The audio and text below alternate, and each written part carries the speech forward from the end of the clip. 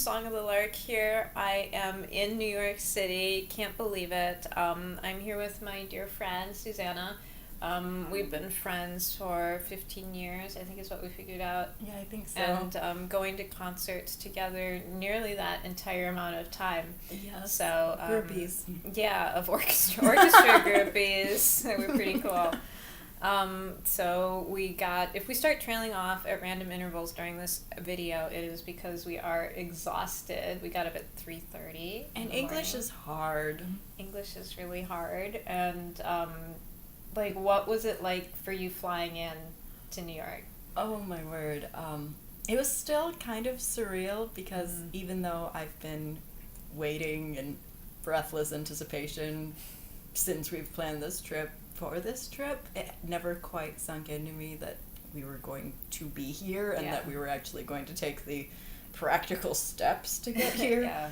So, I mean, waking up was interesting. It was interesting.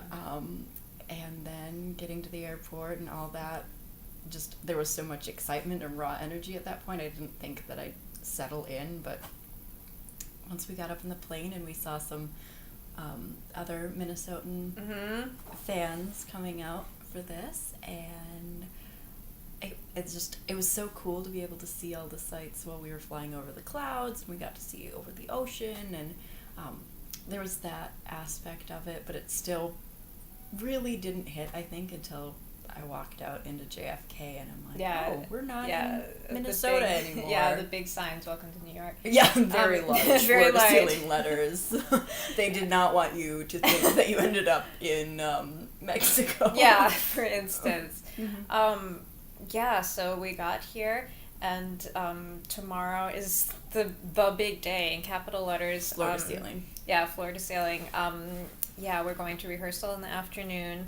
And then pre-concert talk, and about Sibelius, and then the big concert at 8 o'clock Eastern. It's going to be broadcast on WQXR, so be sure that you check that out and listen, because you want to hear us screaming, right? Because we're gonna do that, and all the New York critics are gonna be like, "What the heck is happening right here?" Who invited them? Who invited them? We invited ourselves. Yes, that is actually and I'm just like, I'm vibrating with excitement because there are certain, after all the difficulties that we went through as a community and organization and blah blah blah, it's like on one hand we've left all of that behind, and there's been so many steps that have been taken to move forward, and so in one way it feels like the lockout is very much in the past, and then in another an event like this will remind me again of how truly far that we've all come, and how we've all grown together, and how magical and beautiful that's been. So that's, so I'm feeling very reflective and thankful, and sort of one era is closing and another is really blossoming and opening up to fruition. And it's sort of like this painting behind us. Blossoming. in our hotel room art. here. Yeah. But I think it's just, this new era, as you described it, it's just so vibrant. I mean, as opposed to the kind of where we came from. Yeah.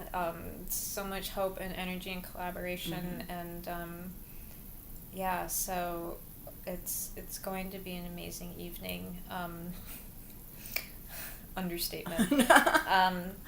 And we're excited. There are about 150 to 200 Minnesotans, maybe a little bit more, that are going to be there tomorrow night, and I know that you're going to hear our screams. Stay tuned for more from New York.